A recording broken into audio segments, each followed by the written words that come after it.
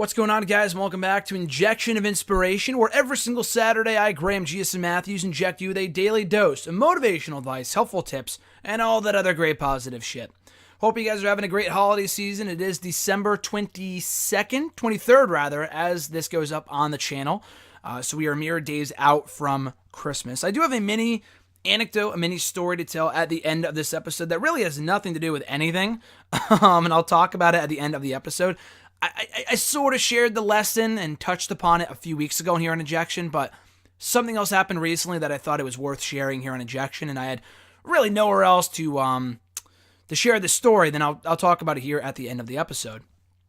But today's topic is all about, what do you have left to lose?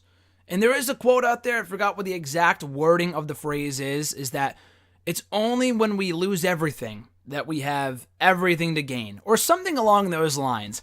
And as true as that is, you also have plenty to gain, even when you have nothing. And even if you do have something to lose, I'm not talking about gambling here, obviously. The real moral of this story is that you got to step outside your comfort zone. You got to try new things. And when it comes to things that you might be afraid of, if you don't do things you're not comfortable with, of course, don't do things that people are making you do. Don't succumb to peer pressure, of course.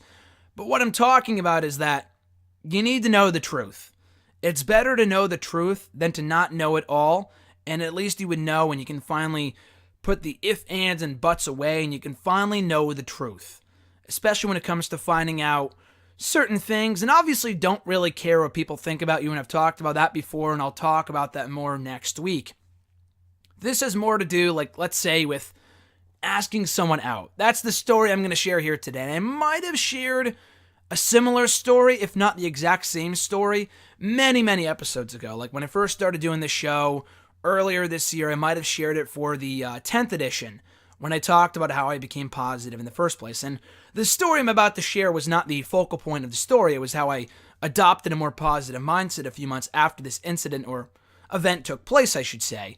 But I thought it was worth sharing today because it did happen on December 23rd. And don't ask me, how do you remember that? Because I just remember random dates. I really just do. I don't know why, but I'm very good with dates for whatever reason. And what I'm about to talk about did happen on December 23rd. So even prior to that point, this was my junior year of high school. Was not involved with anyone romantically for a while by that point, but someone did catch my eye after I had fallen for their friend, and I found out I had no chance. So I liked their friend first, and then I fell not in love, because love's a really strong word, especially when you're a junior in high school. You may not really know what love is. But I did start having feelings for this person I did not know I would have feelings for. This girl I had met through actually my band class of all things. Like I had said, I had interest in her friend first. Didn't work out. Didn't ask her out or anything. I just knew I didn't have a chance. And she was way more attractive. But I did start liking this other girl right after that. And the reason I found her, I started to develop feelings for this person was because I found out we had a lot more in common than I thought we did. We were kind of on the same wavelength with a lot of different things. So that kind of transitioned from a friendship to a really good friendship to even more than that.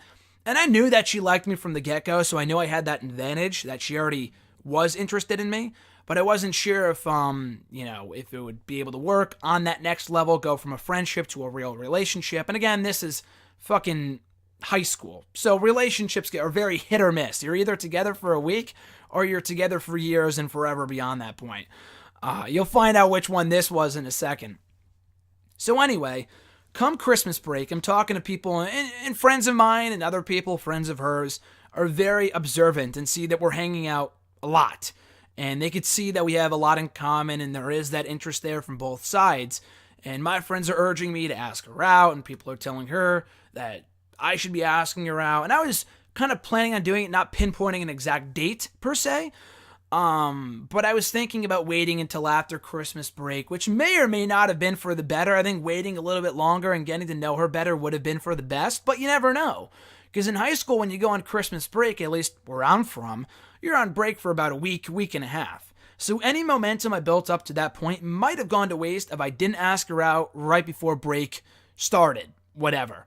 So I decided to do it in the last week leading up to Christmas break, which was great. It was an awesome week, a lot of stuff going on, always the happiest time of year, and I love Christmas, so I thought it'd be the perfect time to do it, leading up to December 23rd. Now, the moral of this story is not that she said no. She actually said yes when I asked her out, literally in the final few minutes that we had before we left and we broke off for break, and we left for break from school. I wouldn't be seeing her unless we opted to hang out over break, whatever. So I figured that would be the time to ask her, and if you wanted to take our friendship to the next level and having it become a relationship. But I wasn't really comfortable doing that type of thing. I'd never been comfortable doing that with really anyone else prior to meeting this person, because I felt so comfortable around that person. So I'm not saying you should just ask someone out from the get-go, but it's really different for every situation and how you feel about that person and your status or friendship with that person, whether you know them well enough and stuff like that. But even beyond that, the real moral of this story is that you gotta step outside your comfort zone. I was never comfortable asking someone out in public prior to that point. And like as a freshman, as a sophomore, I would do it, but I wasn't all that confident in myself because I was so afraid of rejection and feeling like a loser if they had said no.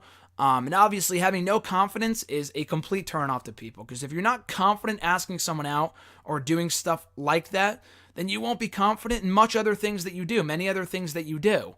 So you got to overcome that obstacle before you can move on to other things that you do in your life. So I found that out pretty quickly around this point in time, 6 years ago. I did ask her out. She did say yes. It didn't work out in the end. We were together, quote unquote, officially, for all of maybe a week or so before she realized, maybe this is not the best time for me. And then it just kind of went downhill from there in terms of our friendship. But again, that's not the point of the story. What I'm trying to get at here is that if you're really nervous about that type of thing, you can't really give a shit. What do you have to lose? It goes back to the title of this video. What do you got to lose? If that person says no, if you're a guy, obviously it's more so the guys asking at the girls here, so the girls listening, if there are any of you out there, it might be a bit different for you, but you can always apply this to certain aspects of your life. Applying for a job, and some people honestly do not apply it to internships and jobs and stuff because they're afraid of rejection.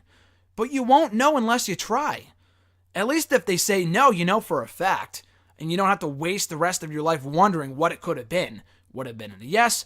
Would it have been a no? Obviously, you're going to feel a bit hurt that it was a no if it is a no, but at least you know for a fact, and you're not going to waste your time wondering. You know what I mean? And that was the mindset that I was in around this point in time, where I really just needed to find out for a fact if she wanted to take this relationship to the next level, and ultimately she did. Albeit briefly, and it was over soon after for other circumstances, due to outside circumstances and stuff like that. But again, that's not the point of the story. When it comes to stuff like that, you got to ask yourself, what the fuck do I have to lose? What, your dignity, your honor? Like, who gives a shit? Like, you won't know unless you try. I'm not saying become a man whore or a whore or whatever and go out with every person that you see and ask them out just because you think they're attractive. And people do that. That's fine. I prefer to get to know people first. That's how I met my current girlfriend. That's why we've been together for over a year at this point. But you need to be able to be confident in yourself. And when people see that, that's a real attractive attribute to have. And not only that, again, you got to ask yourself, going back to what I said before, what do you got to lose? If that person says no, what, you're not going to be friends with that person? You could still be friends with people. I know people have an issue with that and being friends with people that you once had feelings for. That's another issue for another day. But at least if it's someone you're not really all that close with, what, you're not going to talk to them anymore? Then they weren't worth your time in the first place. If they don't want to be with you, you realizing your own awesomeness, then what the fuck was the point? You know what I mean?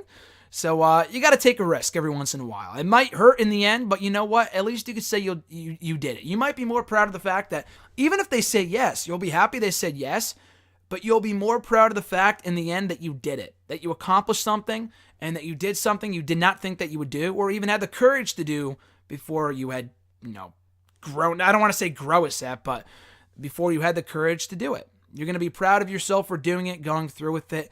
And more than anything else, yes or no, but regardless of what this might be, whether it's asking someone out or applying for a job or, reaching out to someone you think that might say no to you because they don't want to talk to you anymore, at least you'll know. At least you have that peace of mind and you'll forever know that you at least tried. And that's the most important thing. So that is my 2 cents, my holiday 2 cents from me to you on the eve of Christmas Eve here for December 23rd, this installment of Injection of Inspiration. I'll be back next week with another installment of Injection of Inspiration. Until then, guys, have a great rest of your holiday season. Have a very Merry Christmas. I'm Graham G.S. Matthews, and I'll catch your ass down the reindeer road.